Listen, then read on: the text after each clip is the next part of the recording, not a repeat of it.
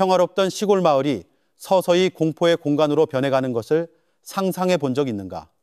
매일 밤 숲에서 기이한 소리가 울려 퍼지고 갑자기 집에 불길이 치솟고 날카로운 눈빛의 의문의 사나이가 나타났다가 우리의 두려움을 비웃듯 사라지는 것을 상상해 보라. 이것이 바로 2022년 화절리 마을에서 일어난 일이다. 강태식이라는 남자와 그의 뒤에 들이운 검은 그림자는 마을 전체를 악몽 속에 살게 했다. 경찰은 속수무책이었고 주민들은 절망에 빠졌다. 그리고 그 모든 것의 중심에 젊은 경찰 이도윤 경위가 있었다. 그는 마을뿐만 아니라 흔적도 없이 사라진 그의 연인 김나리를 위해 싸워야 했다. 과연 나리는 아직 살아있는 것일까? 아니면 이 모든 것이 도윤의 마음을 파괴하기 위해 설계된 잔인한 게임일 뿐일까? 그리고 금기봉 숲의 어둠 속에서 강태식과 공모하는 의문의 인물은 누구인가? 사랑과 복수, 그리고 당신의 심장을 끝까지 뒤흔들 공포에 대한 이 긴 이야기를 따라가 보자. 강원도 외곽에 위치한 화절리 마을의 5일장은 매일 아침 가장 붐비는 곳이었다. 2022년 7월 초 건조한 무더위가 기승을 부리기 시작할 무렵에도 마을 사람들의 삶은 여느 때와 같이 흘러갔다. 새벽부터 주민들은 저마다 밭에서 캔 신선한 채소, 냇가에서 잡은 물고기, 그리고 팔기 위해 산채로 들고 온 토종닭을 가지고 시장으로 모여들었다. 상인들의 외침과 손님들의 웃음소리가 뒤섞인 시끌벅적한 분위기는 재래시장 특유의 냄새, 즉 향신료와 소금에 절인 생선, 그리고 막 자른 신선한 고기 냄새와 어우러졌다. 그 북적임 속에서 50대 중반의 여성 박순자 씨가 대나무 바구니를 든 채 천천히 걷고 있었다. 화절리 시장의 거의 모든 사람이 그녀를 알았다. 그녀는 매일 아침 가족들을 위해 식재료를 사는 것이 습관이었다. 농부인 남편과 이제 막 고등학생이 된 아들 민수를 위한 것이었다. 박 씨에게 시장은 단순히 물건을 사는 곳이 아니라 이웃들과 인사를 나누고 소식을 교환하며 마을의 활기를 느끼는 공간이기도 했다. 그날 화절리의 하늘은 맑았다. 멀리 주민들이 금기봉, 진지봉이라 부르는 작은 산 너머로 해가 서서히 떠오르고 있었다. 그곳은 오랫동안 귀신이 출몰한다고 알려진 울창한 숲지역이었다. 숲을 헤매는 귀신이나 사람을 홀리는 도깨비에 대한 이야기가 대대로 전해져 내려왔다. 하지만 박 씨에게 그 모든 것은 그저 오래된 예시이야기일 뿐이었다. 그녀의 머릿속에는 저녁에 끓일 닭곰탕에 넣을 신선한 고기를 살 생각뿐이었다. 그녀의 발걸음은 시장 동쪽 끝에 있는 한 정육점 앞에서 멈췄다. 그곳은 45세쯤 되어 보이는 친절하고 손이 빠르기로 소문난 최상철 씨의 가게였다. 그의 가게 고기는 다른 곳보다 보통 저렴해서 많은 주부가 단골로 삼고 있었다. 그날 아침에도 몇몇 사람들이 그녀 앞에 줄을 서 있었다. 박 씨는 다가가 큰 나무 도마 위에 놓인 붉은 고기 덩어리들을 바라보았다. 멀리서 보았을 때는 모든 것이 평범해 보였다. 그러나 햇빛이 진열대를 비추자 박 씨는 무언가 이상한 점을 느꼈다. 고기의 결이 너무 부드럽고 지방은 창백한 색을 띠었으며 질감이 기묘했다. 그녀는 몸을 숙여 더 자세히 들여다보았다. 그녀의 미간이 찌푸려지고 입술이 떨렸다. 그리고 나지막한 속삭임이 새어나왔다. 어째서 이 고기가 사람 고기랑 이렇게 똑같이 생겼지? 잠시 박 씨는 얼어붙었고 손에 든 바구니를 놓칠 뻔했다. 함께 줄을 서 있던 한 젊은 남자가 호기심에 고개를 숙여 유심히 살피더니 갑자기 얼굴이 새하얗게 질렸다. 그는 떨리는 목소리로 외쳤다. 맙소사, 저건 사람 손가락이야. 몇 초 만에 시끌벅적하던 시장의 분위기는 아수라장으로 변했다. 공포에 질린 비명이 터져나왔고 사람들은 서로 밀치며 달아났다. 몇몇은 장바구니를 떨어뜨렸고 심지어는 공황 상태에서 서로에게 밟히는 사람도 있었다. 비릿한 피냄새가 공기 중에 진동하며 많은 사람이 그 자리에서 구토했다. 정육점 주인 최상철 씨는 계산대 뒤에 못 박힌 듯 서 있었다. 그의 얼굴은 창백했고 땀이 비오듯 흘러내렸다. 소문은 마른 들판에 불길이 번지듯 순식간에 퍼져나갔다. 사람 고기를 파는 가게가 있다. 그렇게 입에서 입으로 소문이 전해졌다. 30분도 채 되지 않아 화절리 주민 거의 전체가 그 사실을 알게 되었다. 어떤 이는 히스테릭하게 울부짖었고 어떤 이는 곧장 집으로 달려가 문을 걸어 잠갔다. 평소 고요하던 마을은 순식간에 전례 없는 공포에 휩싸였다. 그리고 그 혼란 속에서 모든 사람의 마음속에 소름 끼치는 질문 하나가 메아리치기 시작했다. 이것은 단순히 한 상인의 실수일까? 아니면 사실 우리 사이에 피해 굶주린 살인마가 숨어 있는 것일까? 화전리 시장의 히스테릭한 비명은 결국 마을관청에까지 닿았다. 마을회관에서 경비를 서던 자율방범대원 2명이 인파를 향해 황급히 달려왔다. 도착했을 때 그들은 상인들이 흩어지고 아주머니들이 비명을 지르는, 심지어 기절한 사람까지 있는 혼란스러운 광경을 목격했다. 최상철 씨의 정육점, 큰 나무 도마 위에는 소름이 돋게 하는 무언가가 놓여 있었다. 손톱이 온전히 붙어있는 사람의 손 한 조각이었다. 방범대원들은 서둘러 그 도마를 닥치는 대로 천으로 덮었다. 그들은 최 씨를 끌어냈지만 군중은 이미 소리치기 시작했다. 저놈이 살인자다. 지금 당장 목을 매달아라.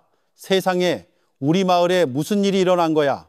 최 씨의 아내인 이말순 씨가 울부짖으며 군중을 해치고 나왔다. 우리 남편은 죄가 없어요. 그저 평범한 장사꾼일 뿐이에요. 제발 해치지 마세요. 그녀의 울음은 오히려 군중을 더욱 소란스럽게 만들었다. 얼마 지나지 않아 인근 경찰서에서 작은 트럭 한 대와 순찰 오토바이 2대가 도착했다. 젊은 장교인 이도윤 경위가 즉시 지시를 내렸다. 시장 구역을 폐쇄하고 모든 주민은 물러나시오. 지금부터 수사구역입니다. 최상철 씨는 즉시 수갑이 채워졌다. 그의 얼굴은 핏기 하나 없었고 땀이 쉴 새 없이 흘렀다. 저는 아무것도 몰라요. 그냥 아는 사람한테서 고기를 샀을 뿐입니다. 맹세코, 그게 사람인 줄은 몰랐어요. 그는 흐느끼며 말했다. 하지만 누가 믿겠는가. 주민들에게 진열대의 광경은 반박할 수 없는 증거였다. 몇몇 젊은이들이 최 씨에게 달려들 뻔했으나 경찰이 공중에 경고 사격을 가하자 군중은 서서히 흩어졌다.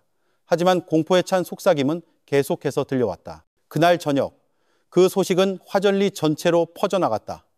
아이들은 집 밖으로 나가는 것이 금지되었고 부녀자들은 문을 단단히 걸어 잠갔다. 남자들은 동네 주막에 모여 최악의 가능성에 대해 이야기했다.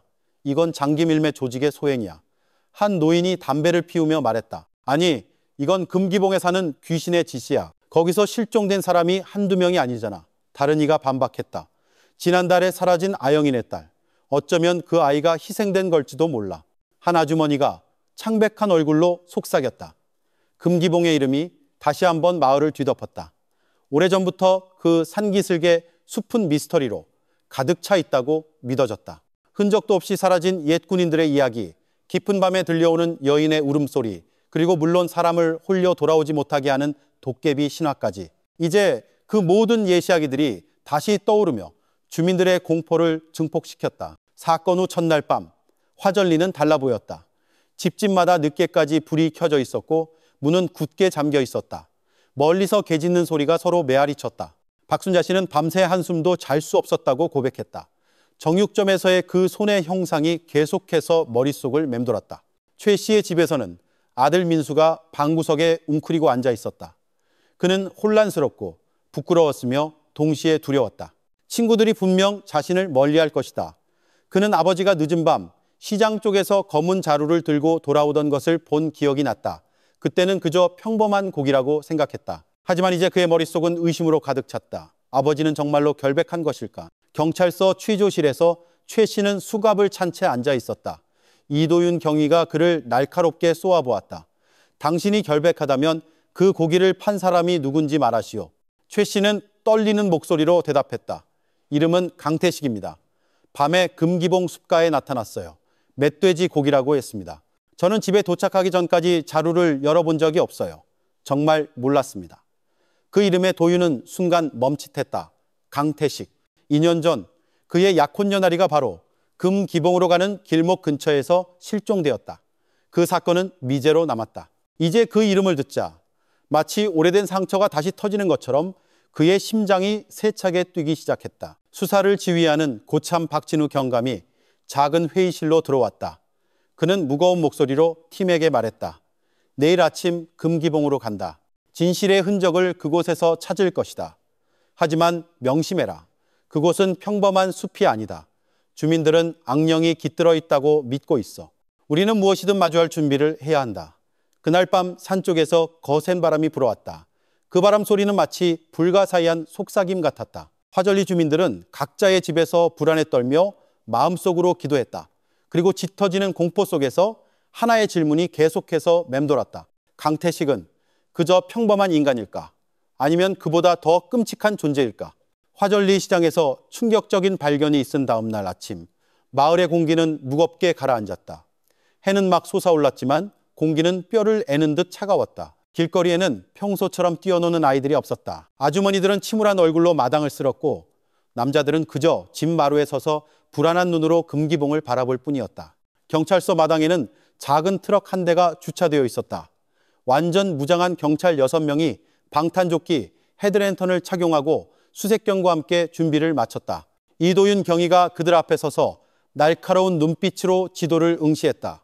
그의 옆에는 박진우 경감이 간략한 브리핑을 이끌고 있었다. 우리는 남쪽 길로 진입한다. 최 씨의 진술에 따르면 그는 항상 작은 냇가 근처 숲가에서 강태식을 만났다고 한다.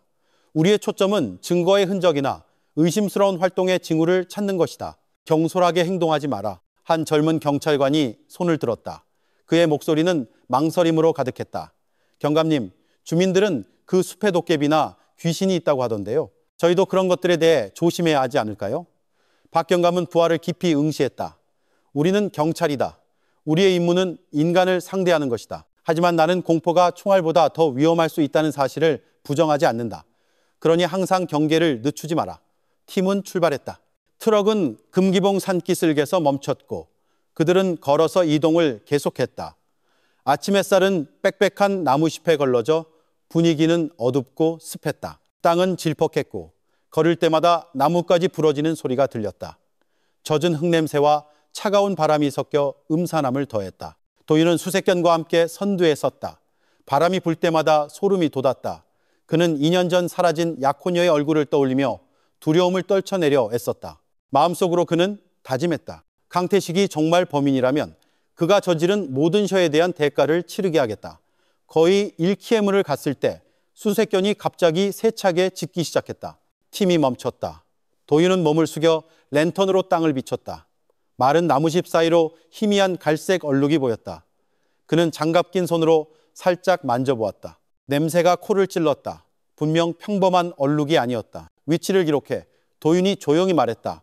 한 대원이 즉시 사진을 찍고 샘플을 채취했다. 그곳에서 멀지 않은 곳에서 그들은 축축한 흙 위에 선명하게 남은 오토바이 바퀴 자국을 발견했다. 최 씨는 거짓말을 하지 않았어. 누군가 무거운 물건을 싣고 이 숲을 드나들었군. 박 경감이 중얼거렸다. 그들은 더욱 경계하며 전진했다. 아직 대낮이었음에도 숲의 분위기는 점점 더 어두워졌다. 거대한 나무들이 벽처럼 빽빽이 서 있었다. 산새 소리가 기묘하게 들렸고 때때로 멀리서 나뭇가지 부러지는 소리가 들려 마치 누군가 지켜보는 듯했다. 갑자기 한 팀원이 나지막이 외쳤다. 경감님, 이것 좀 보십시오. 풀이 무성한 땅 위에 무언가 무거운 것을 끈 자국이 보였다. 길게 이어진 그 선은 흙과 검은 얼룩으로 뒤섞여 있었다. 모두 잠시 침묵했다. 이것이 끌려간 시신의 흔적일까 하는 끔찍한 상상이 떠올랐다. 도윤은 침을 삼키며 평정을 유지하려 애썼다. 이 흔적을 따라간다. 대형을 유지해. 그들은 그 좁은 길을 따라가다 약간 트인 공터를 발견했다. 그곳에는 대나무와 마른 잎으로 지어진 허름한 오두막 한 채가 서 있었다. 지붕은 거의 무너져 내렸지만 주변에는 플라스틱 병, 낡은 자루, 그리고 몇몇 녹슨 도구들이 흩어져 있었다. 수색견이 털을 곤두세우며 맹렬히 킁킁거렸다. 기이한 냄새가 더욱 강해졌다. 모든 팀원이 총을 들었다. 계십니까? 안에 누구 있습니까? 도윤이 크게 외쳤다.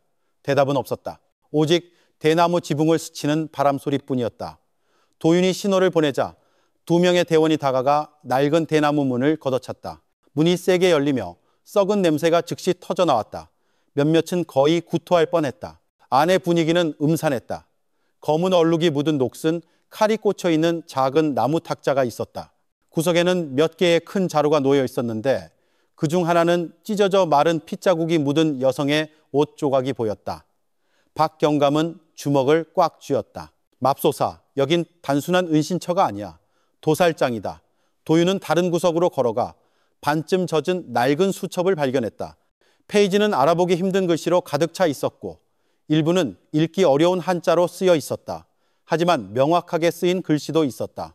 이름, 나이, 그리고 날짜가 적힌 목록이었다. 그중 3명은 지난 몇 달간 화전리에서 실종된 사람들의 신원과 일치했다. 그중 한 이름에 도윤의 심장이 멎는 듯했다. 김나리 24세. 그것은 그의 약혼녀의 이름이었다. 그의 눈앞이 캄캄해지고 숨이 막혔다. 세상이 무너져 내리는 것 같았다. 하지만 그는 꿋꿋이 서 있으려 노력했다. 박경감은 그를 안타깝게 바라보았다. 도윤아, 프로페셔널하게 행동해야 해. 힘든 거 안다. 하지만 그렇기 때문에 우리가 강태식을 잡아야 하는 이유이기도 해. 그들이 더 논의하기도 전에 멀리서 희미한 소리가 들려왔다. 거의 들리지 않을 정도로 가냘픈 소리였다. 살려주세요. 모두 침묵했다. 그 소리는 분명히 약하고 신 여성의 목소리였다. 도윤이 신호를 보내자 그들은 소리가 나는 방향을 따라 덤불을 헤치며 빠르게 움직였다. 몇 분 후 그들은 나뭇가지로 덮인 얕은 흙구덩이를 발견했다. 조심스럽게 나뭇가지를 걷어내자 안에는 한 젊은 여성이 단단히 묶여있고 입에는 천이 물려 있었다. 그녀의 몸은 멍투성이었다. 풀려나자마자 그녀는 경찰의 품에 안겨 정신을 잃었다. 송지은 씨, 23세. 지난달에 실종 신고된 화전리 주민입니다. 한 경찰이 떨리는 목소리로 말했다. 도윤이 속삭였다. 우리가 제대로 찾아왔어. 강태식은 여기 있어. 그들은 즉시 송 씨를 숲 밖으로 이송했다. 하지만 떠나기 전 도윤은 우뚝 솟은 어두운 나무들 쪽으로 고개를 돌렸다. 기이한 느낌이 그를 감쌌다. 그는 확신했다. 저 어둠 너머에서 한 쌍의 눈이 그들을 지켜보며 나타날 적절한 때를 기다리고 있다는 것을 그날 밤 모두가 깨달았다. 사냥은 이제 막 시작되었다는 것을. 밤이 화전리에 내려앉았지만 그 분위기는 이전과는 사뭇 달랐다. 모든 집이 환하게 불을 밝혔고 문과 창문은 굳게 닫혔다. 마을 구석구석 작은 사찰에서는 기도 소리가 울려 퍼졌다. 아침 숲속에서 발견된 허름한 오두막, 끔찍한 내용의 수첩, 그리고 구출된 젊은 여성 송지은의 이야기는 주민들의 입에 오르내렸다. 경찰서 회의실은 긴장된 얼굴들로 가득했다. 박진우 경감은 테이블 끝에 앉아 팀원 한 명 한 명을 심각하게 바라보았다. 이도윤 경위는 강태식의 수첩에서 약혼녀의 이름을 읽은 충격으로 붉어진 눈으로 앉아 있었다. 증거는 충분히 명확하다. 박 경감이 무거운 어조로 입을 열었다. 강태식은 단순한 불법 고기 판매상이 아니야. 그는 납치범이고 아마도 연쇄 살인범일 가능성이 크다. 그 오두막은 시작에 불과해. 진짜 활동 거점을 찾으려면 금기봉 더 깊숙이 들어가야 한다. 김순경이 손을 들었다. 경감님, 주민들의 공포가 커지고 있습니다. 그들은 강태식이 평범한 인간이 아니라고 확신하고 있어요. 사라질 수 있다는 사람도 있고 숲의 악령에게서 힘을 얻었다고 믿는 사람도 있습니다. 박 경감이 책상을 두드렸다. 미신 때문에 우리 용기가 약해지게 두지 마라. 기억해라. 두려움이 커질수록 우리는 더 쉽게 패배한다. 하지만 나 역시 강태식 같은 자가 그런 미신을 이용해 자신의 흔적을 감출 수 있다는 가능성을 무시하지는 않는다. 도윤은 고개를 숙인 채 주먹을 쥐었다. 수첩에 적힌 날이라는 이름이 계속해서 머릿속을 맴돌았다. 그녀는 정말 희생자 중 한 명이 된 것일까? 아니면 어딘가에 살아 숨겨져 있는 것일까? 내일 밤 다시 진입한다. 마침내 박 경감이 결정했다. 낮은 너무 밝아서 흔적이 흐려질 수 있다. 밤은 그가 가장 강하다고 느끼는 시간이다. 바로 그때가 그를 잡기에 가장 좋은 시간이다. 다음 날 밤 팀은 다시 금기봉 산기슭에 모였다. 반달이 얇은 구름에 가려 창백하게 하늘에 걸려 있었다. 바람은 기이하고 축축한 냄새를 실어 날랐다. 마치 나무 뒤에 무언가 숨어 있는 것처럼 6명의 경찰이 정렬된 대형으로 움직였다. 2마리의 수색견이 코를 낮게 땅에 대고 가끔씩 조용히 짖으며 앞서 나아갔다. 도윤은 선두에 섰다. 그의 눈은 어둠을 꿰뚫듯 경계했고 손은 굳게 총을 쥐고 있었다. 깊이 들어갈수록 숲은 더욱 빽빽해졌다. 귀뚜라미 소리가 바람 소리와 뒤섞였지만 때때로 멀리서 따라오는 듯한 이상한 발소리가 들렸다. 김순경이 창백한 얼굴로 뒤를 돌아보았다. 경감님, 누군가 미행하는 것 같습니다. 박 경감은 모두에게 조용히 하라는 신호를 보냈다. 그들은 잠시 멈춰 귀를 기울였다. 정적, 오직 나무잎 스치는 소리뿐이었지만 그들의 소름은 가라앉지 않았다. 그들은 전날과는 다른 길을 따라 이동을 계속했다. 거의 1시간이 지났을 때 그들은 작은 공터에 도착했다. 그 중앙에는 수백 년은 좋게 되어 보이는 거대한 나무 한 그루가 서 있었다. 그 줄기는 넓었고 뿌리는 마치 거대한 손처럼 땅 위로 솟아 있었다. 수색견들이 갑자기 맹렬하게 짖으며 나무 쪽으로 줄을 당겼다. 도윤이 랜턴을 비추자 심장이 철렁 내려앉았다. 뿌리 표면에 날카로운 물체로 거칠게 새긴 듯한 기이한 극흰 자국이 있었다. 그 모양은 마치 땅에 밝힌 단도를 닮았다. 이건 수첩에 있던 표식과 똑같아. 도윤이 떨리는 목소리로 속삭였다. 박경감이 심각한 얼굴로 덧붙였다. 아마도 이건 제2의 표식일 수 있다. 강태식이 영역이나 희생자를 표시하는 데 사용했을지도 몰라. 그들이 논쟁을 벌이기도 전에 나무 뒤에서 나지막한 웃음소리가 들려왔다. 그 소리는 쉬고 탁했으며 마치 사방에서 동시에 울려 퍼지는 듯했다. 모든 팀원이 총을 들고 불안한 눈으로 어둠을 응시했다. 강태식, 박경감이 우렁차게 외쳤다. 더 이상 도망칠 수 없다. 항복해라. 대답은 없었다. 오직 점점 더 커지다가 갑자기 사라지는 웃음소리뿐이었다. 숲은 다시 고요해졌지만 차가운 기운이 그들의 몸을 휘감았다. 갑자기 오른쪽에서 수색견이 뛰어오르며 사납게 짖었다. 도윤이 재빨리 고개를 돌렸다. 나무줄기 사이로 키가 크고 마른 그림자가 번개처럼 빠르게 달리는 것을 보았다. 그 형체는 낡은 회색 우비를 입고 있었고 머리는 후드로 덮여 얼굴이 보이지 않았다. 저기 있다. 도윤이 소리치며 즉시 추격했다. 팀도 뒤따라 덤불과 나뭇가지를 헤치며 달렸다. 그들의 발소리가 밤의 정적을 깼다. 그림자는 마치 숲의 구석구석을 꿰뚫고 있는 듯 민첩하게 움직였다. 때때로 잠시 멈춰 뒤를 돌아보았고 그 쉬고 탁한 웃음소리가 다시 들려와 피 속을 서늘하게 했다. 멈춰라. 경찰이다. 박경감의 목소리가 울려 퍼졌다. 그러나 갑자기 그 형체는 큰 나무 뒤로 사라져버렸다. 팀이 그곳으로 달려갔지만 그들이 도착했을 때 남은 것은 축축한 땅 위에 희미하게 남았다가 끊겨버린 발자국뿐이었다. 사라졌어요. 김순경이 떨리는 목소리로 속삭였다. 도윤은 숨을 헐떡이며 서 있었다. 차가운 땀이 관자놀이를 적셨다. 그는 주위를 둘러보며 가슴을 빠르게 오르내렸다. 아니, 아직 여기 있어. 그냥 우리가 자기를 볼 수 있다는 걸 알려주고 싶었을 뿐이야. 밤바람이 더욱 거세게 불었다. 나뭇가지들이 격렬하게 흔들렸고 마치 숲 자체가 그들을 희롱하는 듯했다. 마침내 박경감이 손을 들었다. 오늘 밤은 여기까지다. 그의 모습을 확인했어. 내일은 더 철저히 준비해서 돌아온다.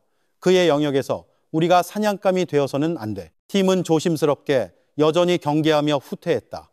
그러나 그들이 큰 나무 구역을 완전히 떠나기 전 멀리서 그 쉬고 탁한 목소리가 다시 들려왔다. 희미하지만 분명했다.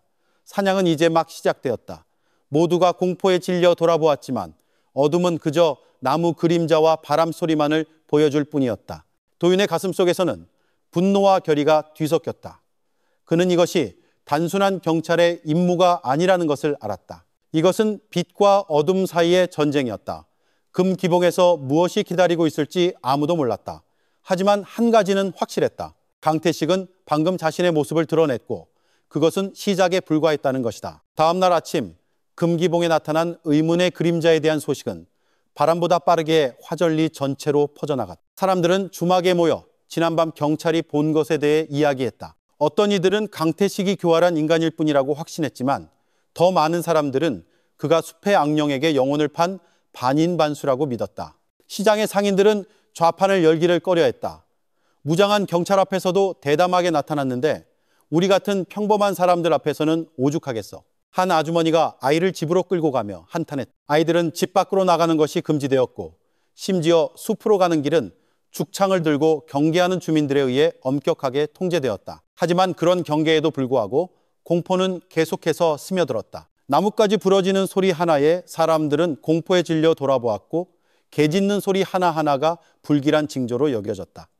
화전리는 공포의 그림자 속에서 살아가고 있었다. 경찰서에서는 긴급회의가 열렸다. 박진우 경감은 지친 얼굴로 회의를 시작했다. 우리는 평범하지 않은 적과 마주하고 있다. 그는 지형을 잘 알고 빠르게 움직이며 주민들을 공포에 떨게 하는 방법을 안다. 우리가 한 발짝이라도 잘못 내디디면 이 마을은 완전히 혼란에 빠질 수 있다.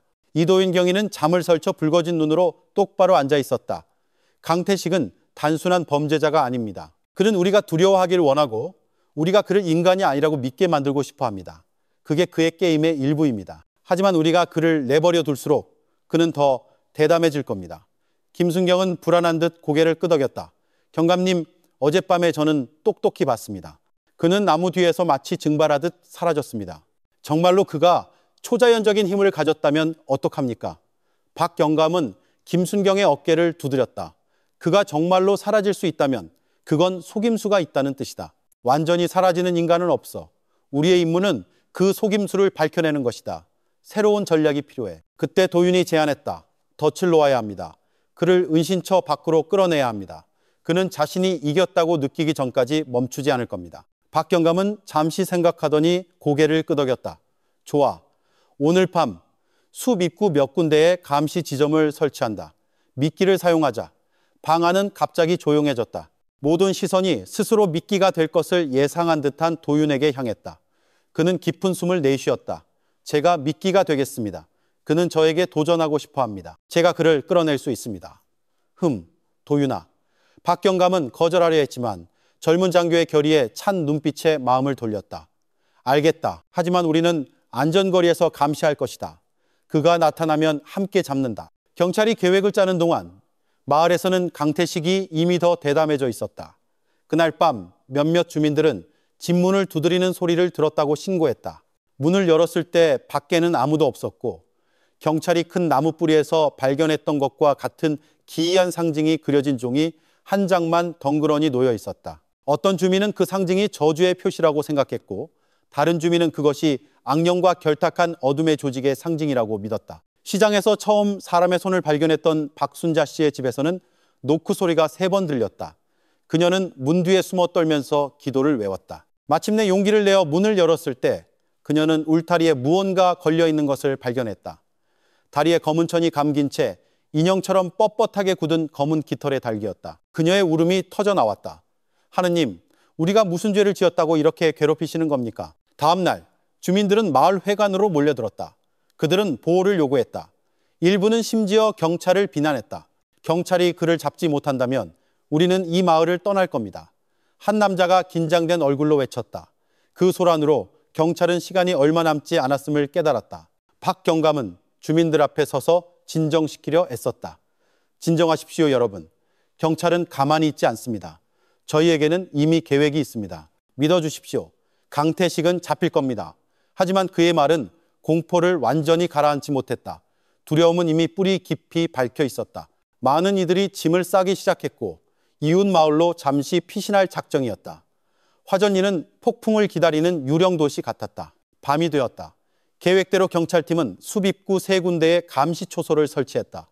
도윤은 상징이 발견되었던 큰 나무를 향해 혼자 걸어갔다.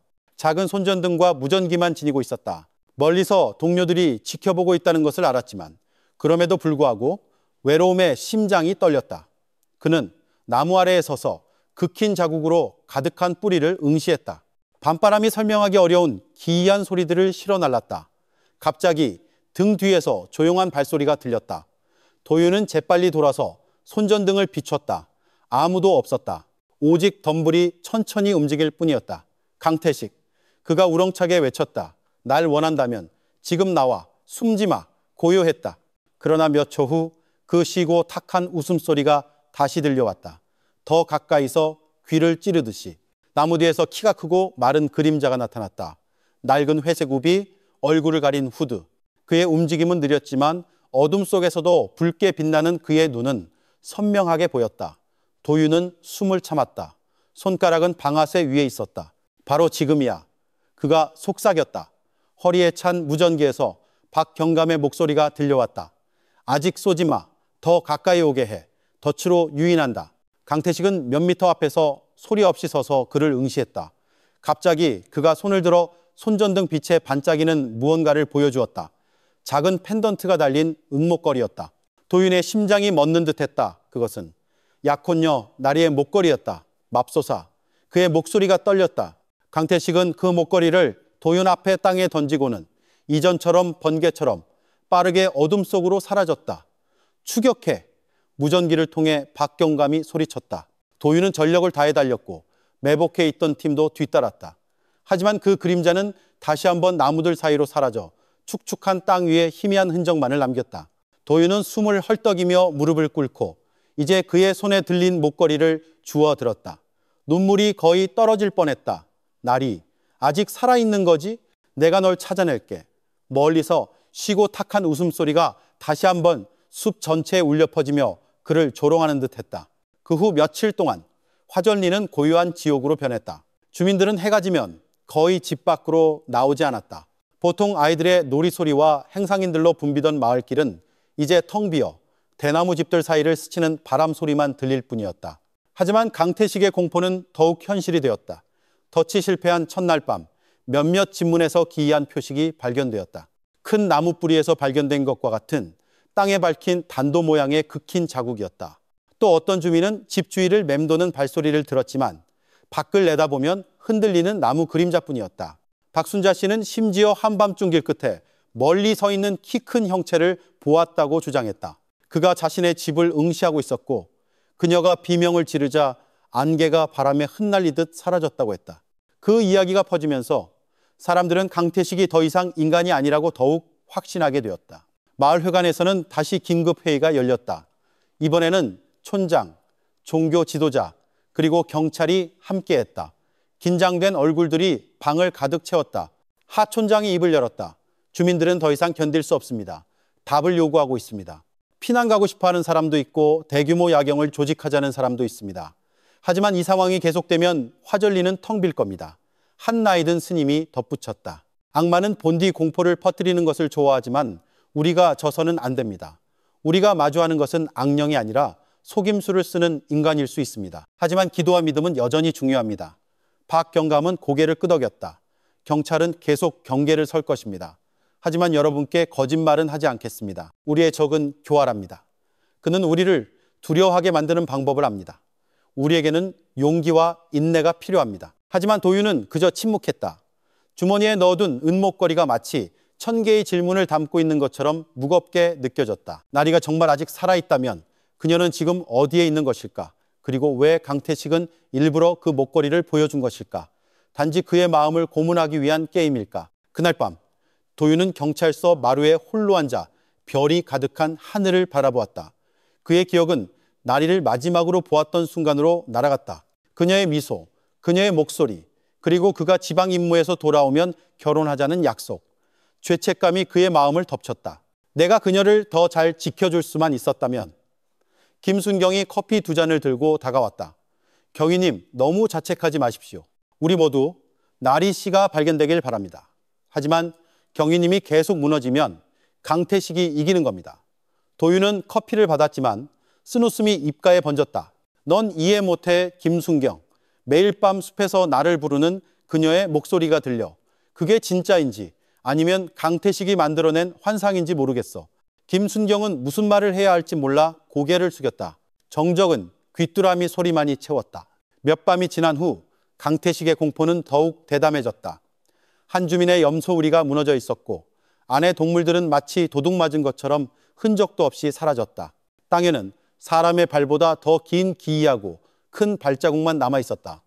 주민들은 강태식이 보이지 않는 군대를 거느리고 있다고 더욱 확신하게 되었다. 그 직후 마을 일부의 전기가 갑자기 나갔다. 어둠 속에서 쉬고 탁한 웃음소리가 여러 방향에서 들려와 아이들은 히스테릭하게 울고 어른들은 큰 소리로 기도를 외웠다. 경찰팀이 즉시 출동해 마을 사무소의 발전기를 켜서 불을 밝혔지만 불빛이 있어도 공포는 계속해서 스며들었다. 많은 주민이 마을 회관에 모여 각자의 집에서 지내는 것을 두려워하며 함께 바닥에서 잠을 잤다. 박 경감은 자신의 팀 사기마저 흔들리고 있음을 깨달았다.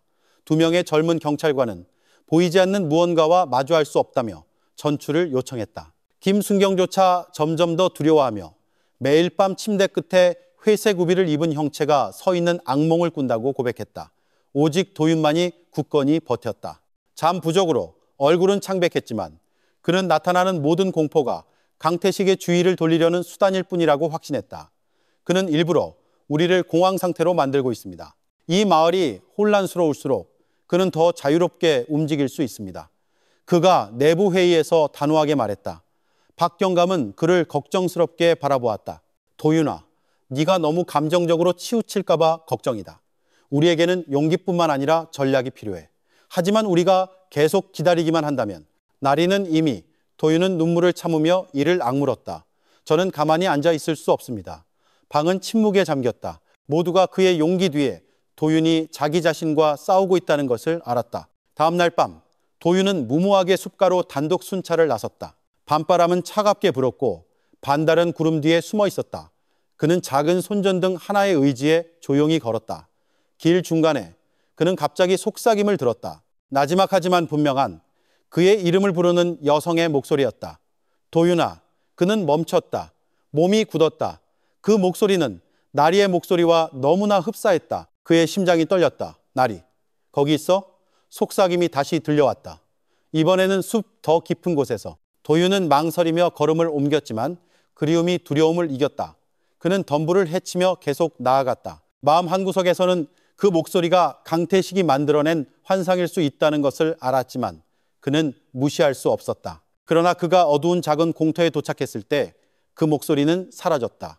오직 나무 그림자뿐이었다. 갑자기 어둠 속에서 강태식의 형체가 나타났다. 낡은 회색 우비가 바람에 펄럭였다. 그의 눈은 붉게 빛났다. 그는 쉬고 탁하게 웃으며 도윤을 향해 손가락질했다. 그녀가 널 부르고 있어. 경이나리. 하지만 넌 너무 늦었어. 그의 목소리가 울려 퍼졌다.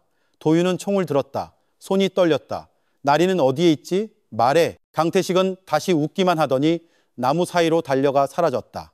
도윤은 추격하려 했지만 그의 발은 낮은 나뭇가지에 걸려있는 무언가를 보고 멈췄다. 더럽고 축축한, 마치 방금 던져진 듯한 작은 파란색 스카프였다. 그는 떨리는 손으로 그것을 집었다. 그의 마음은 부서지는 동시에 결의로 불타올랐다. 나리는 아직 살아있어. 그리고 내가 그녀를 찾아낼 거야. 멀리서 강태식의 웃음소리가 다시 메아리쳤다. 마치 그를 이 치명적인 게임 속으로 계속해서 끌어들이려는 듯이 평소 평화롭던 화전리는 이제 공포의 밭으로 변했다. 낮은 고요했고 밤은 더욱 소름 끼쳤다. 주민들은 더 이상 집에서 혼자 자는 것을 두려워했고 많은 가족이 마을 회관으로 이주해 돗자리를 깔고 바닥에서 서로 몸을 부대끼며 잠을 잤다. 기도 소리가 거의 매 시간 들려왔고 마치 온 마을이 보이지 않는 무언가로부터 경계를 서는 듯했다. 하지만 바로 그 공포 속에서 잘못된 방향의 용기가 싹트기 시작했다. 강태식의 공포에 자존심이 짓밟렸다고 느낀 몇몇 마을 청년들이 조잡한 무기로 순찰대를 조직했다. 식칼, 죽창, 그리고 횃불. 그들은 스스로 숲으로 들어가 강태식을 찾겠다고 고집했다. 하 촌장은 그들을 막으려 애썼다. 섣불리 행동하지 말게. 이건 평범한 적이 아닐세. 경찰이 이미 조사하고 있으니 그들에게 맡기세. 하지만 자카라는 이름의 한 청년이 우렁차게 반박했다. 계속 기다리기만 하면 이 마을은 공포에 잡아먹힐 겁니다. 우리 화전리 남자들이 가만히 있을 수만은 없습니다. 그 외침에 다른 몇몇 주민들도 지지를 외치며 동조했다. 상황은 험악해졌다. 박 경감은 어쩔 수 없이 군중을 진정시키기 위해 나섰다. 여러분의 분노를 이해합니다. 하지만 준비 없이 숲에 들어가는 것은 자살 행위일 뿐입니다. 믿어주십시오. 저희는 이미 전략을 세워두었습니다. 하지만 그의 말은 설득력이 부족했다. 주민들의 좌절감은 더욱 깊어졌다. 그날 밤 소동은 정말로 터져버렸다. 청년 순찰대가 횃불을 들고 무모하게 숲으로 들어갔다. 그들의 외침이 강태식의 이름을 부르며 그에게 나오라고 도전하며 울려 퍼졌다. 얼마 지나지 않아 숲속에서 비명소리가 들려왔다. 횃불들이 땅에 떨어졌고 몇몇 청년들이 겁에 질려 마을로 다시 달려왔다. 그들의 얼굴은 창백했고 일부는 기절하기까지 했다. 그가 나타났어요. 한 명이 흐느끼며 외쳤다. 눈이 빛났어요. 우리 바로 앞에 서 있었어요. 그 말을 들은 주민들은 경악했다. 많은 이들이 울었고 일부는 히스테릭해졌다. 몇몇은 마을 회관문을 잠그라고 소리쳤다. 상황은 더욱 혼란스러워졌다. 그 혼란 속에서 도윤은 경찰서에서 뛰쳐나와 진정시키려 애썼다. 진정하세요. 모두 집으로 돌아가거나 마을 회관에 머무르세요. 선동되지 마세요. 하지만 이미 공황에 휩싸인 수백 명의 사람들을 진정시키기는 어려웠다. 한 아주머니가 공포에 질려 외쳤다. 지금 당장 마을 회관문을 잠가요. 그녀의 목소리는 군중을 더욱 소란스럽게 만들었다. 마침내 박 경감은 부하들에게 마을 회관 주변을 경계하며 주민들을 진정시키라고 명령했다. 이대로 두면 폭동이 일어날 수도 있어. 그가 긴장된 얼굴로 말했다. 그날 밤 화전리는 공포에 포위된 유령 도시 같았다. 도윤은 마을 회관 마루에 앉아 어두운 숲을 바라보았다. 그가 간직한 목걸이와 스카프는 이제 가슴에 얹힌 짐처럼 느껴졌다. 강태식이 남긴 모든 증거는 혼란만 가중시킬 뿐이었다. 나리는 아직 살아있는 것일까? 아니면 모든 것이 잔인한 게임일 뿐일까? 김순경이 지친 얼굴로 다가왔다. 경위님, 이대로 가다가는 우리가 그를 잡기도 전에 마을이 망할 겁니다. 도윤이 돌아보았다. 그의 눈빛은 날카로웠다. 그렇게 두지 않을 거야. 그가 주민들 앞에 감히 나타났다는 건 자신의 힘을 과시하고 싶었다는 뜻이야. 그게 그의 실수지. 우리는 그걸 기회로 만들 수 있어. 다음 날 마을은 여전히 전날 밤의 사건으로 소란스러웠다. 강태식의 출연에 대한 소식은 빠르게 퍼져나갔다. 사람들은 그가 빽빽한 나무들 사이에 키가 크고 깡마른 모습으로 서 있었고 그 눈빛은 날카롭게 꿰뚫는 듯했다고 이야기했다. 어떤 이는 그의 얼굴이 피 한 방울 없는 사람처럼 창백했다고 말했고 어떤 이는 그의 몸이 마치 공중에 떠 있는 것처럼 가볍게 움직이는 것을 보았다고 맹세했다.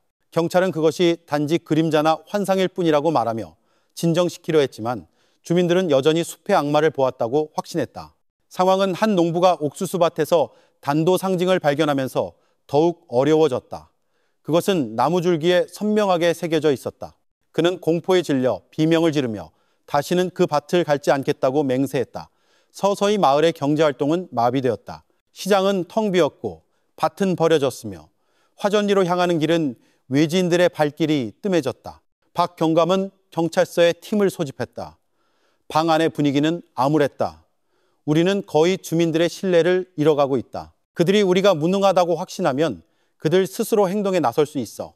그건 위험하다. 한 팀원이 말했다. 경감님, 그가 정말로 많은 사람들 앞에 나타날 수 있다면 그걸 어떻게 설명할 수 있겠습니까? 경찰이 초자연적인 현상과 싸울 수는 없습니다. 박 경감은 깊은 한숨을 내쉬었다. 우리는 여전히 논리적으로 생각해야 한다. 주민들이 본 것은 강태식의 속임수일 수 있다. 그는 분명 대중적 공포를 조성하고 싶어 한다. 그가 주민들 앞에 나타날 수 있다는 건 그가 더 이상 두려워하지 않는다는 뜻이다. 그게 우리의 기회다. 도윤은 테이블에 펼쳐진 숲 지도를 응시했다. 그의 손가락이 스카프를 발견했던 작은 공터 근처 지역을 가리켰다. 그는 여기서 나타났습니다. 청년 순찰대 경로 근처에서요. 저는 그가 의도적으로 그 장소를 선택했다고 확신합니다. 많은 사람이 보길 원했던 거죠. 우리는 다시 그곳으로 가야 합니다. 하지만 이번에는 더 철저한 계획을 가지고요. 김순경이 떨었다. 경위님, 그게 정말로 귀신이 아니라고 확신하십니까? 도윤은 그를 깊이 바라보았다. 그가 무엇이든 현실이든 아니든 그는 우리에게 도전하고 있어. 그리고 난 물러서지 않을 거야. 다음 날 밤 화전리는 다시 한번 공포에 휩싸였다. 주민들은 각자의 집에서 자는 것을 두려워하며 마을 회관에 모였다. 밖에서는 경찰이 숲을 응시하며 경계를 섰다. 갑자기 마을 북쪽에서 개 짖는 소리가 요란하게 들려왔다. 모두가 고개를 돌렸다. 그리고 희미하게 숲가에서 그 형체가 다시 나타났다. 강태식은 낡은 회색 우비가 바람에 펄럭이는 채 꼿꼿이 서 있었다. 그의 몸은 깡말라 보였고 얼굴은 후드에 가려져 있었으며 눈은 주민들을 향해 날카롭게 꿰뚫는 시선을 발산했다. 사람들은 일제히 비명을 질렀다. 그가 왔어. 몇몇은 히스테릭하게 도망치려 했고 다른 이들은 무릎을 꿇고 기도를 외웠다. 경찰은 즉시 총을 들었지만 박 경감은 제지하는 신호를 보냈다. 당황하지 마. 집중해. 강태식은 앞으로 나아가지 않았다. 그는 그저 숲의 경계에 서서 마을 회관을 똑바로 응시할 뿐이었다. 갑자기 그의 웃음소리가 쉬고 길게 울려 퍼져 모든 사람의 소름을 돋게 했다. 그 후 그는 천천히 뒤로 물러나 어둠 속으로 사라졌다. 주민들은 히스테릭해졌다. 우는 사람도 있었고 기절하는 사람도 있었다. 경찰은 진정시키려 애썼지만 공포가 절정에 달했다는 것은 분명했다. 강태식은 이제 더 이상 숲속의 그림자가 아니었다. 그는 온 마을 사람들 앞에 감히 자신의 모습을 드러낸 것이다. 도윤은 주먹을 꽉 쥐었다. 그의 눈이 번뜩였다. 이건 단순한 공포 조장이 아니야. 이건 공개적인 전쟁이야. 그리고 내가 그의 게임을 끝내겠어. 그날 아침 화전리 마을 회관은 여전히 지친 얼굴들로 가득했다. 강태식의 출연 이후 많은 주민이 밤새 잠을 이루지 못했다. 몇몇 부녀자들은 아이들을 위해 죽을 끓였고 남자들은 그들이 본 것에 대해 이야기하며 멍하니 앉아 있었다. 박진우 경감은 모든 경찰팀을 비공개 회의에 소집했다. 그의 목소리는 단호했지만 눈에는 피로가 역력했다. 이 상태를 더 이상 방치할 수 없다. 주민들은 벼랑 끝에 몰려 있어. 우리가 조치를 취하지 않으면 그들은 이성을 잃고 위험한 행동을 할 수 있다. 도윤은 심각한 얼굴로 앉아 손가락으로 테이블을 천천히 두드렸다. 상황을 역전시켜야 합니다. 지금까지는 강태식이 게임을 주도했습니다. 이제 우리가 그를 방심하게 만들 차례입니다. 박경감은 고개를 끄덕였다. 맞아.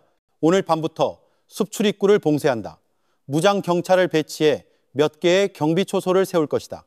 그 외에도 강태식이 자주 나타나는 전략적 지점에 인력을 배치할 것이다. 우리는 반응만 해서는 안 돼. 먼저 공격해야 한다. 김순경은 망설이는 듯 보였다. 경감님, 만약 강태식이 주민들 말처럼 정말로 초자연적인 능력을 가지고 있다면 우리가 어떻게 맞설 수 있겠습니까? 박경감은 그를 깊이 바라보았다. 김순경 두려운 거 안다. 하지만 우리는 논리에 근거해야 해. 강태식이 한 모든 행동은 아직 설명이 가능해. 그는 우리의 두려움을 무기로 사용하고 있어. 그가 만들어낸 미신을 우리가 정말로 믿게 되어서는 안 돼. 그 말이 설득력이 있었음에도 아무도 전날 밤 그들을 똑바로 응시하던 강태식의 날카로운 눈빛의 그림자를 떨쳐낼 수 없었다. 그날 경찰은 주민들과 함께 다시 일어서려 노력했다. 그들은 주민들을 안심시키기 위해 마을 몇 군데에 공식적인 순찰 초소를 설치하기 시작했다. 존경받는 노스님은 광장에서 거의 모든 마을 사람이 참여한 합동 기도를 주관했다. 침울한 얼굴 뒤에는 여전히 두려움이 남아 있었지만 분위기는 조금 더 차분해졌다. 한편 도윤은 다시 숲을 조사하기로 결정했다. 그는 나리의 스카프를 발견했던 곳으로 돌아갔다. 그는 땅, 나뭇가지, 덤불을 관찰했다. 그러다 그의 눈은 작은 불을 피운 흔적에 멈췄다. 마치 누군가 그곳에서 야영을 한 것 같았다. 그는 웅크리고 앉아 이미 굳어버린 흙을 만졌다. 그가 여기서 멈췄었어. 그가 중얼거렸다. 갑자기 그는 제 사이에서 타다 남은 종이 한 장을 발견했다. 조심스럽게 그것을 집어들었다. 일부는 타버렸지만 여전히 읽을 수 있는 손글씨가 남아 있었다. 이 숲은 단순한 은신처가 아니다. 그는 기다리고 있다. 도윤은 침을 삼키며 그 종이를 꽉 쥐었다. 무슨 뜻이지? 그는 누구지? 그 질문은 그의 마음을 더욱 무겁게 짓눌렀지만 동시에 강태식이 혼자 움직이지 않을 수도 있다는 단서를 주었다. 밤이 되자 화전리는 삼엄한 경비 태세에 들어갔다. 횃불과 가스등을 든 순찰 초소가 몇 군데에 줄지어 섰고 무장 경찰이 흩어져 경계했다. 주민들은 눈에 여전히 두려움이 남아 있었지만 조금 더 안전하다고 느꼈다. 그러나 자정 무렵 동쪽 밭에서 큰 비명 소리가 들려왔다. 한 젊은 경비원이 공황 상태로 마을 회관으로 달려왔다. 불이야, 밭에 불이 났어요. 사람들은 즉시 밖으로 뛰쳐나갔다. 멀리서 붉은 불빛이 타오르는 것이 보였다. 수확물을 보관하던 몇 개의 창고가 불타고 있었다. 주민들은 양동이를 들고 불을 끄려 달려갔지만 밤바람의 불길은 더욱 거세졌다. 그 혼란 속에서 쉬고 탁한 웃음소리가 다시 울려 퍼졌다. 모두가 숲 쪽을 돌아보았다. 타오르는 불길가에 강태식의 형체가 꼿꼿이 서 있었다. 그의 우비는 붉은 빛에 반사되어 번쩍였다. 그는 손을 들어 공황 상태로 달려가는 주민들을 가리켰다. 보아라, 너희 마을은 제가 될 것이다. 그의 목소리가 밤을 뚫고 울려 퍼졌다. 주민들은 공포에 질려 비명을 질렀다. 일부는 도망치려 했고 일부는 무릎을 꿇었다. 경찰이 공중에 경고 사격을 가했지만 강태식은 동요하지 않았다. 그는 길게 웃고는 연기와 불길 뒤로 사라졌다. 불은 새벽이 되어서야 진화되었지만 이미 큰 피해가 발생했다. 수확물이 가득 찬 몇 개의 곡물 창고가 잿더미가 되었다. 주민들은 울었고 일부는 욕설을 퍼부었고 일부는 그저 절망에 빠져 침묵했다. 박경감은 굳어진 턱으로 그 광경을 바라보았다. 그는 단지 겁을 주려는 게 아니야. 이 마을을 파괴하고 싶어해. 도윤은 그의 옆에 서서 파란 스카프를 굳게 쥐고 있었다. 그리고 그는 일부러 흔적을 남기고 있어. 내가 이 모든 것을 보길 원해. 이건 더 이상 단순한 게임이 아니야. 이건 직접적인 메시지야. 그의 마음속에서 도윤은 이 모든 공포의 열쇠가 나리에게 있다는 것을 더욱 확신하게 되었다. 스카프, 목걸이, 그리고 타다 남은 종이는 단지 퍼즐 조각일 뿐이었다. 그는 스스로에게 다짐했다. 어떤 수를 써서라도 화전리가 완전히 파괴되기 전에 나리를 찾아야 한다고. 한편 숲속 깊은 곳에서는 희미한 발소리가 들려왔다. 마치 한 명 이상이 있는 것처럼 강태식은 혼자가 아닐지도 모른다. 그리고 게임은 이제 막 시작되었다. 그날 밤의 화재 이후 화전리의 분위기는 더욱 암울해졌다. 다음날 아침에도 검은 연기가 공중에 떠돌며 코를 찌르는 탄 냄새를 남겼다. 주민들은 불타버린 창고 잔해 주위에 모여 그들의 수확물이 사라진 것을 애도했다. 한 늙은 농부는 머리를 감싸주고 주저앉았다. 다 끝났어. 이제 우린 뭘 먹고 살지.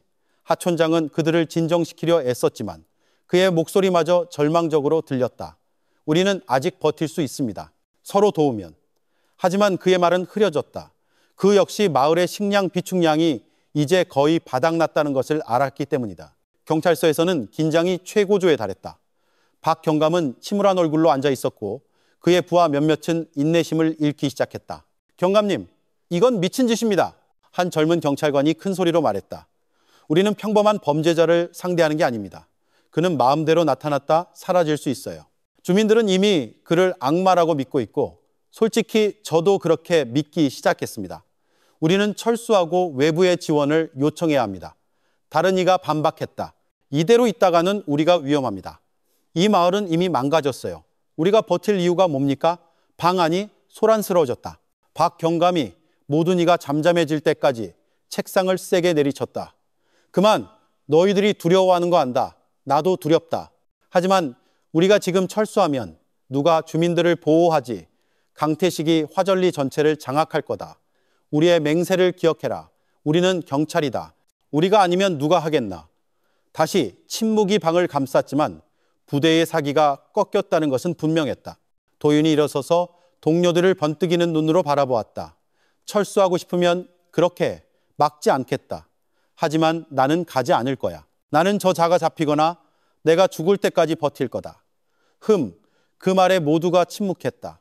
심지어 박 경감도 그를 돌아보며 오랫동안 응시했다. 그는 조용히 말했다. 도윤아, 이게 단순한 임무가 아니라는 거 알지? 너는 개인적으로 연루되어 있어. 도윤은 주먹을 꽉 쥐었다. 상관없습니다. 그가 저 밖에 있는 한 나리에게 무슨 일이 일어났는지 알기 전까지는 저는 멈추지 않을 겁니다. 박 경감은 긴 한숨을 내쉬었다. 그는 도윤의 열정이 양날의 검이라는 것을 알았다. 힘을 줄 수도 있지만 그를 나락으로 떨어뜨릴 수도 있었다. 그날 밤 마을 경비는 강화되었지만 공포는 여전히 감돌았다. 아이들은 울었고 여자들은 끊임없이 기도했으며 남자들은 증오의 찬눈으로 숲을 응시했다. 자정 무렵 서쪽에서 소란스러운 소리가 들려왔다. 몇몇 주민들이 사람이다.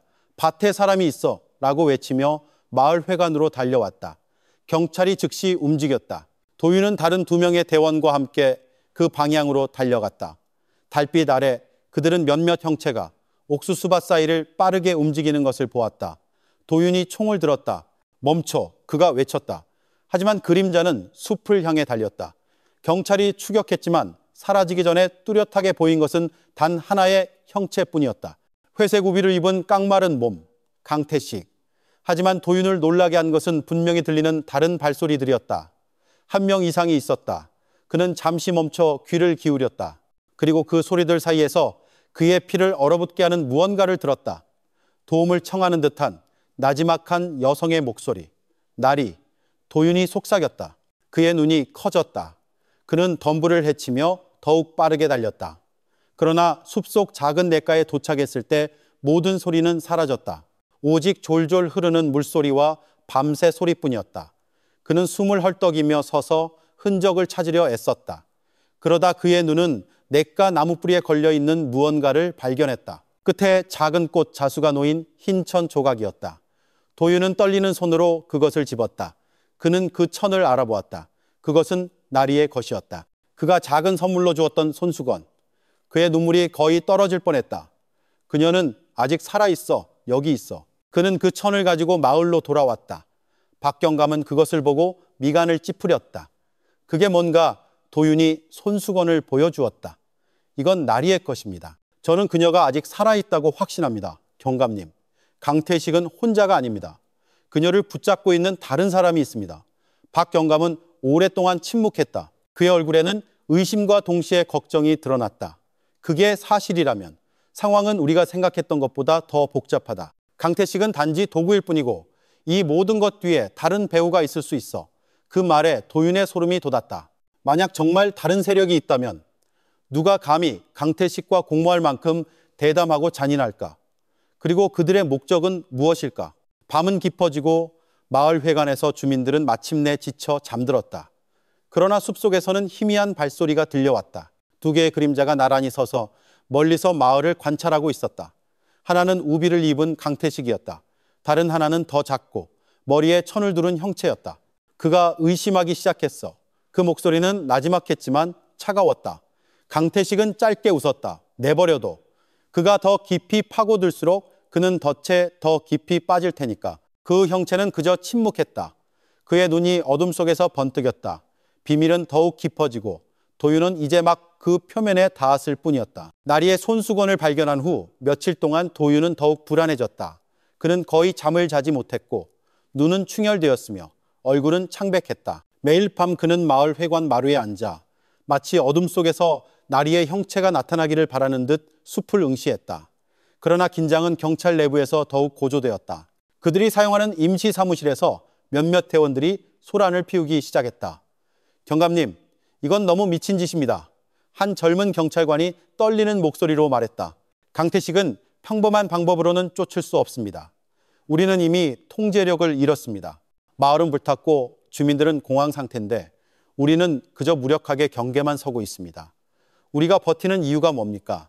다른 이가 거친 어조로 거들었다. 이대로 가다간 우리가 먼저 죽을 겁니다. 차라리 대피를 요청하고 시내에서 더 큰 부대에 맡기는 게 낫습니다. 박 경감은 굳어진 턱으로 그들을 바라보았다. 너희는 시내에서 지원이 바로 올 거라고 생각하나? 아니, 우리는 버텨야 해. 책임에서 도망쳐서는 안 돼. 하지만 그의 목소리 톤조차 평소보다 약하게 들렸다. 그 역시 부하들의 사기가 꺾였다는 것을 알았다. 조용히 있던 도윤이 마침내 일어섰다. 가고 싶으면 가. 하지만 내가 따라갈 거라고 기대하지 마. 나는 저자가 잡힐 때까지 버틸 거야. 다른 경찰관이 냉소적으로 반박했다. 너는 단지 나리에 대한 집착 때문에 버티는 거잖아. 이건 더 이상 임무의 문제가 아니야. 도윤아, 이건 내 개인적인 복수심이야. 방 안은 갑자기 조용해졌다. 모든 시선이 도윤에게 쏠렸다. 그의 얼굴이 붉어졌고 손은 주먹을 쥐었지만 그는 자신을 억제했다. 그의 목소리는 떨렸지만 단호했다. 사랑하는 사람을 구하는 것이 개인적인 복수라고 불린다면 그래, 나는 집착하고 있다. 하지만 잊지 마라. 강태식이 활보하는 동안 위협받는 것은 나리만이 아니야. 너희 모두 마을 주민들, 심지어 너희 가족들까지 모두 위험에 처해 있다. 그 말은 가슴을 찔렀고 방은 다시 조용해졌다. 마침내 박경감이 도윤의 어깨를 가볍게 두드렸다. 우리 모두 집중해야 해. 그러지 않으면 싸워보기도 전에 질 거야. 경찰이 분열되는 동안 마을 주민들 역시 신뢰를 잃기 시작했다. 그날 밤 한 무리의 주민들이 답을 요구하며 마을 회관으로 찾아왔다. 한 중년 남성이 우렁찬 목소리로 말했다. 우리는 이미 수확물을 잃었고 아이들은 두려움에 떨고 있는데 당신들은 아직 한 명도 잡지 못했소. 당신들이 여기서 무슨 소용이 있소? 군중은 동의하며 소리쳤다. 어떤 이는 차라리 경찰을 내쫓고 우리 방식대로 강태식을 상대하겠다고 외쳤다. 분위기는 험악해졌다. 경찰은 진정시키려 했지만 주민들은 더욱 거칠어졌다. 일부는 마치 반란을 일으킬 준비가 된 것처럼 식칼과 죽창을 들어올렸다. 박 경감이 앞으로 나섰다. 그의 얼굴은 긴장되어 있었다. 우리는 도망치지 않을 겁니다. 우리는 여전히 여러분을 위해 싸우고 있습니다. 하지만 여러분이 스스로 행동한다면 그것이 바로 강태식이 원하는 것입니다. 그는 여러분이 혼란에 빠지고 서로를 의심하게 만들고 싶어 합니다. 그에게 승리를 안겨주지 마십시오. 하지만 그의 말은 분노를 즉시 가라앉히지 못했다. 주민들은 여전히 소리쳤고 일부는 전쟁을, 일부는 마을을 떠나 피난 가기를 원했다. 그 소란 속에서 도윤은 갑자기 그가 간직하고 있던 흰 손수건을 들어올렸다. 그는 모두가 볼 수 있도록 의자 위에 섰다. 내 말 좀 들어보시오. 이것은 나리의 것이고 나는 이것을 숲에서 발견했소. 이것은 그녀가 아직 살아있다는 증거요. 강태식은 단지 마을을 파괴하려는 것이 아니오. 그는 우리에게서 누군가를 숨기고 있어. 우리가 지금 물러선다면 우리는 모든 것을 잃게 될 것이요. 군중은 잠시 조용해졌다. 몇몇 사람들이 서로를 바라보았다. 강태식의 손에 아직 살아있는 사람이 있다는 소식은 그들을 망설이게 했다. 한 아주머니가 나지막한 목소리로 말했다. 그게 사실이라면 아직 희망이 있다는 뜻이군요. 도윤은 힘주어 고개를 끄덕였다. 그렇소. 우리가 단결하는 한 우리는 그와 싸울 수 있어. 하지만 우리가 분열된다면 강태식은 무기 하나 들지 않고도 이길 것이요. 서서히 분위기는 진정되었다. 비록 그들의 얼굴에는 여전히 두려움이 역력했지만 말이다. 다음 날 밤 경찰과 주민들은 협력하려 노력했다. 그들은 나무줄기와 빈 드럼통을 이용해 숲 입구에 간단한 바리케이드를 설치했다. 순찰은 교대로 이루어졌고 합동 기도가 다시 열렸다. 그러나 그 노력 뒤에서 강태식은 다음 수를 준비하고 있었다. 자정이 가까워질 무렵 숲 쪽에서 희미한 징소리가 들려왔다. 그 소리는 기이했고 느리지만 분명했으며 마치 멀리서 연주되는 듯했다. 주민들은 잠에서 깨어 창백한 얼굴로 서로를 바라보았다. 저게 무슨 소리지? 누가 이 밤에 징을 치는 거야? 도윤과 몇몇 경찰이 즉시 소리가 나는 쪽으로 움직였다. 그들은 덤불을 헤치며 나아갔다. 소리는 점점 더 커졌고 마침내 그들은 숲속 작은 공터에 도착했다. 그곳에는 낡은 징 하나가 놓여 있었다. 아무도 연주하는 사람이 보이지 않았음에도 말이다. 밤바람이 금속판을 흔들어 소름 끼치는 기이한 소리를 만들어냈다. 갑자기 쉬고 탁한 웃음소리가 울려 퍼졌다. 강태식이 나무 뒤에서 나타났다. 그의 눈이 어둠 속에서 번뜩였다. 정말로 여기까지 올 용기가 있다니. 좋아, 기다리고 있었어. 경찰이 총을 들었다. 움직이지 마. 한 명이 외쳤다. 하지만 강태식은 그저 웃었다. 너희가 총으로 날 잡을 수 있을 거라고 생각해? 너희는 이미 내 덫에 들어왔어. 갑자기 마을 쪽에서 비명소리가 들려왔다. 불길이 밤하늘을 밝히며 솟아올랐다. 주민들이 공황 상태로 달려가며 외치는 소리가 울려 퍼졌다. 함께 있던 박경감은 즉시 깨달았다. 이건 양동작전이야. 그는 우리가 마을에서 멀어지길 원했어. 도윤은 있는 힘껏 마을을 향해 다시 달렸다. 가슴은 답답했고 머릿속은 혼란스러웠다. 하지만 마음 깊은 곳에서는 한 가지를 확신했다. 나리가 이 모든 것의 배후에 있다. 그리고 그가 가까워질수록 강태식이 그를 테러 이상의 더 큰 무언가로 이끌고 있다는 것을 느꼈다. 그의 등 뒤에서 강태식의 웃음소리가 길고 날카롭게 밤을 꿰뚫었다. 거대한 덫이 이제 막 시작되었다. 그날 밤은 화전리 역사상 가장 끔찍한 밤 중 하나가 되었다. 마을 가장자리에 몇몇 집을 불태운 화재는 주민들을 공황 상태로 몰아넣었다. 도움을 청하는 외침과 아이들의 울음소리가 뒤섞였다. 처음에 도윤, 박경감과 함께 숲에 있던 경찰들은 즉시 방향을 돌려 주민들의 화재 진압을 도우려 했었다. 그러나 그들이 도착했을 때 상황은 이미 혼란스러웠다. 두 채의 집이 거의 불길에 휩싸였고 몇몇 주민들이 안에 갇혀 있었다. 도윤은 김순경과 함께 한 집으로 뛰어들었다. 그들의 몸은 짙은 연기에 휩싸였다. 힘겹게 그들은 어린아이 한 명을 구출해냈지만 도윤의 팔은 가벼운 화상을 입었다. 밖에서 주민들은 자신들의 집이 파괴되는 것을 지켜보며 울었다. 한 중년 남성이 히스테릭하게 외쳤다. 강태식, 저건 강태식의 짓이야. 그는 우리를 다 죽이려 해. 박경감은 부대를 동원해 도왔지만 인력이 부족하다는 것은 명백했다. 불은 새벽이 되어서야 진화되었고 타버린 자네와 더욱 상처 입은 주민들의 마음만을 남겼다. 마을 회관은 슬픔으로 가득했다. 한 아주머니는 불타는 집에 갇힌 남편을 잃었다. 그녀의 울음은 터져나왔고 듣는 모든 이들의 마음을 아프게 했다. 화전리는 이제 정말로 절망의 끝에 서 있었다. 박경감은 주민들 앞에 서서 힘을 주려 했었다. 우리는 계속 싸울 겁니다. 두려움에 지배당하지 마십시오. 하지만 그의 쉰 목소리는 약하게 들렸고 심지어 그의 눈마저 텅 빈 듯 보였다. 마치 그 자신도 거의 희망을 잃은 것 같았다. 도윤은 구석에 앉아 이제 더러워진 흰 손수건을 응시했다. 그는 죄책감을 느꼈다. 이 모든 게 내 잘못이야. 그가 나지막이 중얼거렸다. 내가 더 빨랐더라면 그들이 희생되지 않았을 텐데. 김순경이 그의 어깨를 두드렸다. 경위님, 자책하지 마십시오. 강태식은 잔인한 놈입니다. 그는 사람 목숨을 가지고 놀고 있어요. 도윤이 얼굴을 들었다. 그의 눈이 번뜩였다. 바로 그렇기 때문에 내가 나리를 찾아야 하는 거야. 그녀가 이 모든 것을 멈출 열쇠야. 그날 주민들이 조금 진정된 후 도윤은 다시 혼자 숲으로 돌아갔다.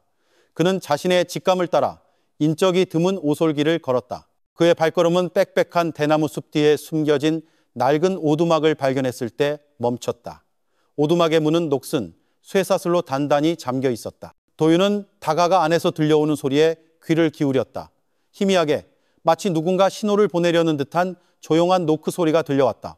그의 심장이 세차게 뛰었다. 나리, 그가 속삭였다. 하지만 그가 문을 열기도 전에 등 뒤에서 쉬고 탁한 웃음소리가 울려 퍼졌다. 도윤이 재빨리 돌아보았다. 강태식이 나무들 사이에 서 있었다. 그의 눈은 조롱으로 가득 차 번뜩였다. 넌 항상 늦는군, 이도윤. 그가 낮지만 꿰뚫는 목소리로 말했다.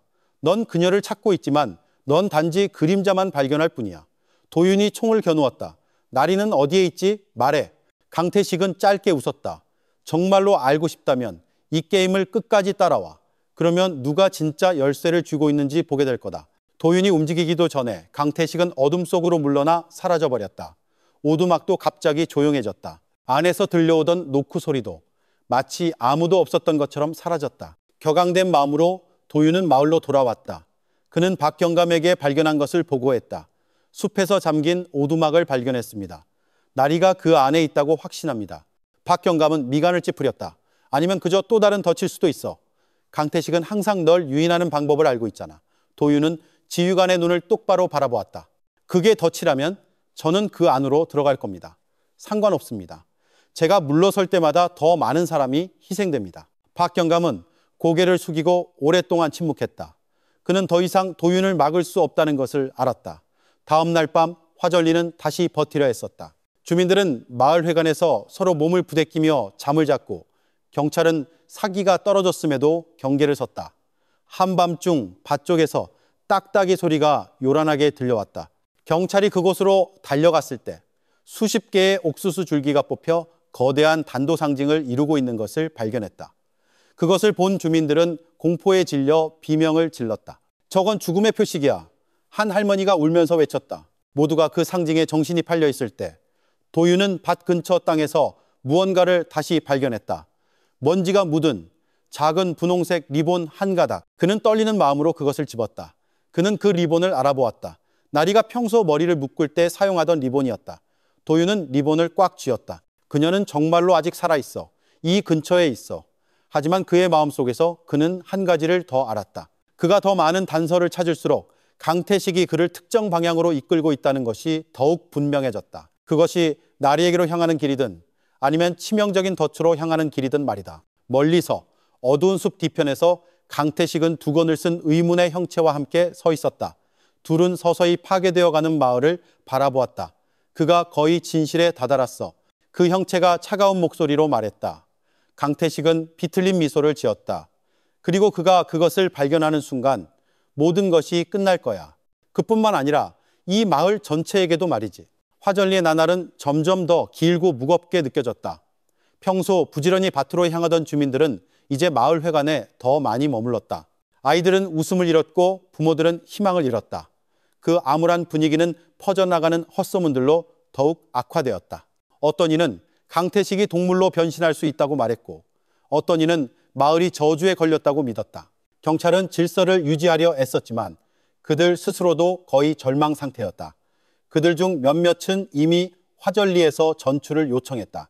한편 박경감은 부하들의 사기를 유지하는 것과 당국에 대한 신뢰를 잃어가는 주민들의 압박에 직면하는 것 사이에서 갇혀 있었다. 어느 날 오후 한 무리의 주민들이 임시 경찰서로 찾아왔다.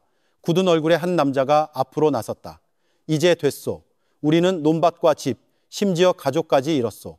경찰이 강태식을 막지 못한다면 우리가 우리 방식대로 할 것이요. 박경감은 제지하려 애썼다. 섣불리 행동해서는 안 됩니다. 그것이 강태식이 원하는 것입니다. 여러분을 화나게 하고 계획 없이 행동하게 만드는 것. 그러나 군중은 들으려 하지 않았다. 그들은 식칼, 죽창, 심지어 전통 활까지 준비하기 시작했다. 그들은 그날 밤 숲으로 들어갈 작정이었다. 상황이 점점 더 위태로워지는 것을 보고 도윤이 앞으로 나섰다. 내 말을 들으시오. 계획 없이 숲에 들어가면 여러분은 단지 희생자가 될 뿐이요. 강태식은 그걸 기다리고 있어. 그는 단순한 미치광이가 아니요. 그의 배후에는 누군가가 있어. 나는 이미 그 흔적을 보았어. 군중은 잠시 침묵했다. 도윤은 밭에서 발견한 분홍색 리본을 꺼내 보였다. 이것은 실종된 여성, 나리의 것이요. 나는 그녀가 아직 살아있고 숲속에 숨겨져 있다고 확신하오. 정말로 싸우고 싶다면 나를 따르시오. 우리는 감정이 아니라 냉철한 머리로 공격해야 하오. 주민들은 동요하기 시작했다. 한 아주머니가 나지막한 목소리로 말했다. 정말로 아직 구할 수 있는 사람이 있다면 어쩌면 우리가 그를 믿어야 할지도 모르겠군요. 마침내 군중은 서서히 흩어졌다. 비록 그들의 분노가 완전히 가라앉지 않았음은 분명했지만 그날 밤 도윤은 박경감과 함께 마을회관 마루에 앉아 있었다. 그들 앞에는 작은 모닥불이 타오르고 있었다. 박경감은 오랫동안 불꽃을 응시하다가 말했다. 나는 여러 곳에서 근무했지만 이렇게 완전히 패배감을 느낀 것은 처음이다. 강태식은 마치 항상 우리보다 한 발 앞서 있는 것 같아. 도윤은 어두운 숲을 응시했다. 그는 혼자가 아니기 때문입니다. 이 모든 것을 조종하는 다른 사람이 있다고 확신합니다. 저는 그의 목소리를 들은 적이 있습니다. 차갑고 계산적인 남자. 강태식은 단지 도구일 뿐입니다. 박경감은 미간을 찌푸렸다. 그게 사실이라면 배우는 누구지? 누가 이 모든 짓을 할 만큼 미쳤단 말인가? 도윤은 대답하지 않았지만 그의 마음속에서는 가능성들을 엮기 시작했다. 화전리는 부유한 마을이 아니었다. 누군가가 이 정도의 테러를 저지를 이유는 없었다. 해결되지 않은 오래된 원한이 있는 게 아니라면 다음 날 도윤은 그가 발견했던 낡은 오두막으로 다시 돌아갔다. 이번에는 2명의 경찰을 데리고 경계를 섰다. 오두막은 여전히 잠겨 있었지만 벽에는 새로운 표시가 있었다. 신선한 피로 새겨진 단도 상징이었다. 한 경찰이 몸을 떨었다. 경감님, 이건 분명한 징조입니다. 누구를 위한 것인지는 모르겠지만 이건 우연이 아닙니다. 도윤은 다가가 손가락으로 그 조각을 만졌다. 가슴이 답답해졌다. 그는 우리가 여기 다시 올 줄 알았어. 메시지를 남기고 싶었던 거야. 그들이 떠나려 할 때 도윤은 오두막 옆 집더미 아래에 숨겨져 있는 무언가를 발견했다. 작고 낡고 반쯤 타버린 책이었다. 그는 조심스럽게 그것을 펼쳤다. 아직 온전한 페이지에 손글씨가 적혀 있었다. 그가 이 비밀을 알게 되면 모든 것이 끝날 것이다. 그를 나가게 두지 마라. 도윤은 그 책을 꽉 쥐었다. 비밀? 무슨 비밀이지? 다음 날 밤 숲에서 다시 징소리가 들려왔다. 하지만 이번에는 소리가 더 선명하고 규칙적이었으며 마치 사람의 손으로 연주되는 듯했다. 그 소리를 들은 주민들은 더욱 공황에 빠졌다. 또 죽음의 징조야. 한 늙은 할머니가 외쳤다. 경찰과 주민들은 경계를 섰지만 도윤은 그 소리가 단순한 공포 조장이 아니라고 느꼈다. 그는 그 근원을 따라가기로 결심했다. 김순경과 함께 그는 징소리가 나는 방향으로 오솔길을 따라갔다. 작은 공터에서 그들은 소름 끼치는 광경을 목격했다. 몇몇 사람들이 원을 그리며 서 있었다. 그들의 얼굴은 검은 천으로 가려져 있었다. 원의 중앙에는 강태식이 앉아 작은 징을 느린 리듬으로 치고 있었다. 도윤은 숨을 참았다. 역시 혼자가 아니었어. 두건을 쓴 형체 중 하나가 그들 쪽으로 고개를 돌렸다. 그리고 차가운 목소리가 들려왔다. 마침내 여기까지 왔군. 이도윤, 마지막 무대에 온 것을 환영한다. 도윤은 깜짝 놀랐다. 그 목소리는 그가 숲에서 희미하게 들었던 것과 같은 목소리였다.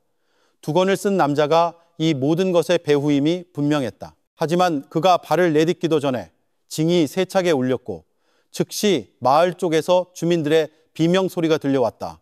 불길이 다시 솟아올랐다. 도윤은 공황 상태로 돌아보았다. 김순경이 외쳤다. 그들이 다시 마을을 공격하고 있어요.